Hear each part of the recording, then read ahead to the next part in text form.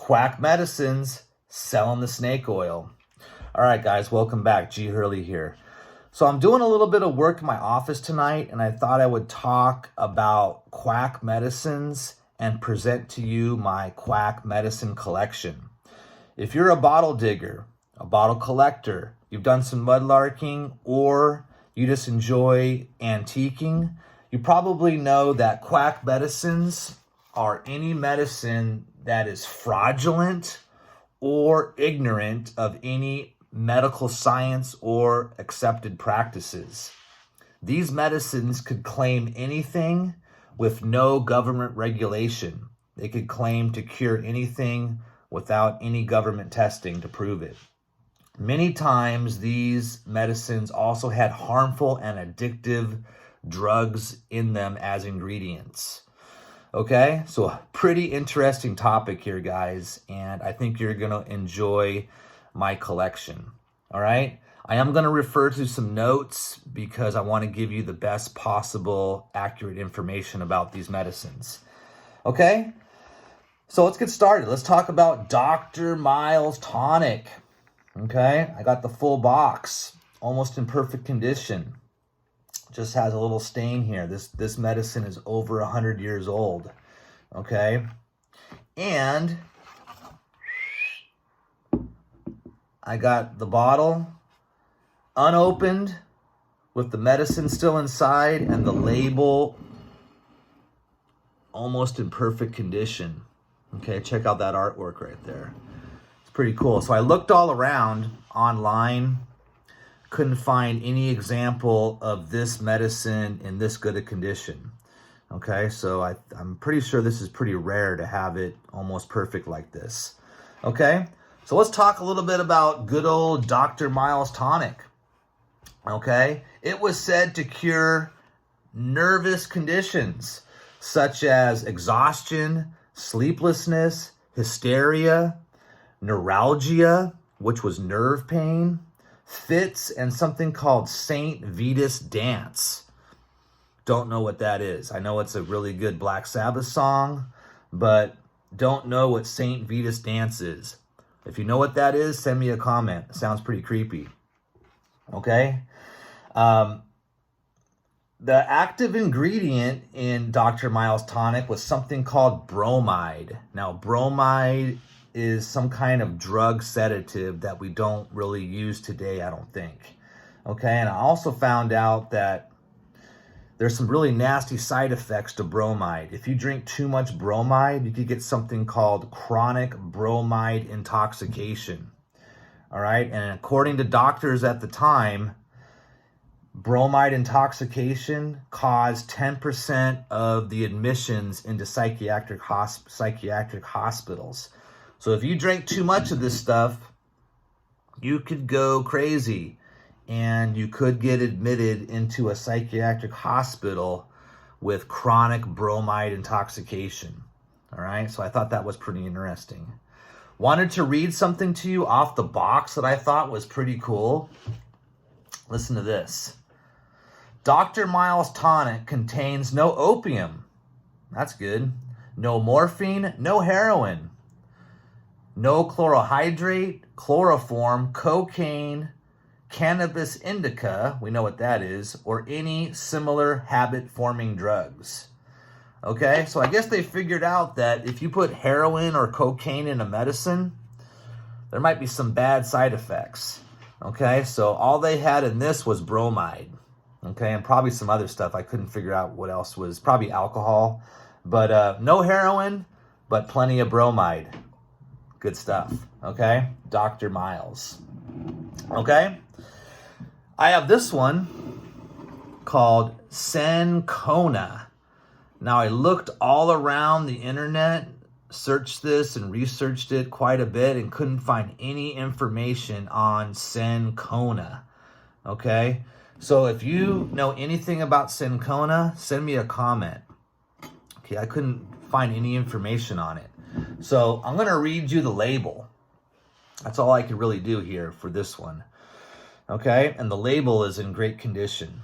Sencona, the great remedy of nature. Guaranteed to cure rheumatism, backache, malaria, sick headache, constipation, indigestion, pains in the side, back, and limbs, torpid liver, don't know what that is, diseased kidneys, and guaranteed to cure complaints particular to females. Okay? Complaints particular to females. That's interesting. All right. Can be taken any time of the year with good results. Is purely vegetable. Doubt that. Shake well before taking. Here's the dose information. Dose: 1 teaspoonful, more or less, just enough to keep the bowels open. Got to keep those bowels open, guys. In a wine glass of water after each meal. Children 14 years old, 1/2 the dose. Above 8 years old, 1/4 the dose. If younger, 5 to 15 drops. Okay? And this is prepared only by Sencona Chemical Company, Columbus, Ohio, USA. And it's embossed on the back. But that is Sencona. Again, if you have any information on Sencona, please send me a comment. Couldn't find any information on that. Okay? Let's keep going. I have, and this is a pretty common one, but I really like it. Celery compound. Okay? Celery compound by Dr. Payne. Dr. Payne's celery compound. Okay? And this one's super old. This is probably late 1800s or mid 1800s, but it looks like it was buried a long time in the desert. That's why it has all that oxidation on it. Okay, so Payne celery compound. Let's talk about it. Said to cure dyspepsia. Okay, that's indigestion. Neuralgia, nerve pain, rheumatism, and again, female complaints. Good old celery compound for that.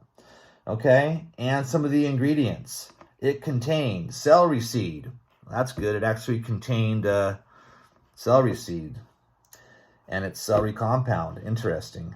Orange peel, coriander seed, lemon peel, hydrochloric acid, and plenty of alcohol. All right. That's how these medicines worked. You would take it, and because of the drugs or the alcohol in the medicine, you would feel better for a little bit. Okay? But then you'd feel worse after the drugs and alcohol wore off. Okay? So then you would drink more, and it became a problem, and you might get addicted. Okay? So that is celery compound by Dr. Payne's. Okay? That's an interesting one. Let's keep going. Okay? I have Dr. Samuel Hartman Company. This was a cure-all. Okay, and you can kind of see the embossing down there. Dr. Samuel B. Hartman and Company was a cure-all. So you drink this, would cure whatever you had. Okay, definitely a quack medicine. All right, and the doctor, Dr. Samuel, was a famous millionaire. He got rich off this. Was a millionaire quack doctor. Okay, and this cure-all was basically pure alcohol. It was 90% proof spirits. And the rest of it, 90% alcohol, then a small bit of water, had a flavor cube in it, and burnt sugar. So again, you drink this, you get intoxicated, you feel a little bit better. Then once the alcohol wears off, you feel worse, and you're in worse shape. But this quack doctor, Dr. Samuel Hartman, he got rich off of it. Okay? That's interesting. All right? I got this one. I love this bottle. Okay, it's got the kidney shape on it. This is called Dr. Kilmer's Swamp Root. Dr. Kilmer's Swamp Root. Okay, and it's got a lot of embossing on it. It's got the shape of a kidney. Let me read the bottle to you. The Great Dr. Kilmer's Swamp Root, Kidney, Liver, and Bladder Cure.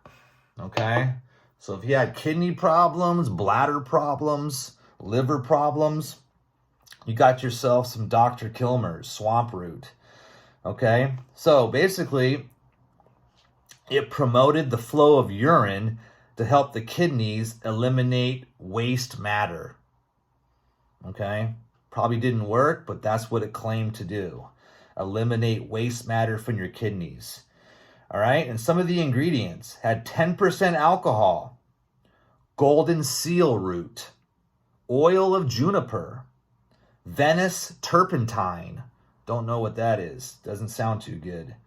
Rhubarb root, sassafras, okay, which is used to make the drug MDA, okay, which is a hallucinogenic drug. And people take it today, sassafras, they take it today, and they call it sass or Sally. All right, so if you drank too much swamp root, you start hallucinating because it had lots of sassafras in it. Okay, but definitely a beautiful bottle. Found this at an antique store.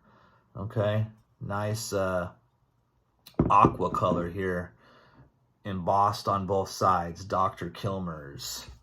Okay, and it says the city from New York. Okay,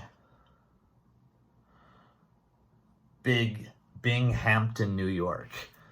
So that is Dr. Kilmer's Swamp Root. All right, got a couple more. Okay, I have McKeeson's and Robinson's Company. Okay, you can see the embossing here. Okay, got some fancy cursive embossing on this bottle here. Okay, the company name was McKeeson and Robbins Company, and they produce mostly nutritional products, and the company helped to invent, this company, McKeeson and Robbins, they helped to invent the gelatin-coated pill, okay, so that you could take a pill and it wouldn't upset your stomach because it had a protective gelatin layer on it. We still use those today, okay? This company helped to invent that pill. So not a complete quack company here. Their early medicines, guys, contained cannabis indica and very high levels of cocaine. Okay, so we got some very high levels of cannabis indica and cocaine in this medicine. But I did research, and some of their products were actually legitimate products. They had something called solution of pyrazone, also known as hydrogen peroxide, that we still use today. And you know about hydrogen peroxide, it's used to clean wounds, clear out earwax, help swollen gums, and cure canker sores. But this medicine here, okay, high levels of cocaine. Definitely a quack medicine. All right. And the last medicine, quack medicine that I want to present to you tonight, guys, is called Dr. Hollister's Stomach Bitters. Okay, and this is probably my oldest one, I think. This was close to Civil War era. Dr. Hollister's Stomach Bitters. It was used in the Civil War to protect Union soldiers against fatal maladies of the southern swamp. Okay, whatever that is. Okay, maybe malaria. Okay, because you could get malaria from mosquitoes in the swamp. Maybe it was that. Okay, but it was also used to cure stomach and digestive problems. But basically, it was half alcohol. Okay, so again, you drink it, you feel better because you're drinking alcohol, but then afterwards, you're probably going to feel worse after the alcohol wears off. Okay, so it had 47% alcohol, mixed with various herbs. All right. And then the Union soldiers called it, they had a nickname for this medicine. They called it the Soldier's Safeguard. Okay. Because it was given to Union soldiers during the Civil War. Okay. So, guys, that is my Quack medicine collection. Hope you enjoyed it. Okay. And I hope you get interested in different topics on my channel. And I'll see you next time. Bye-bye.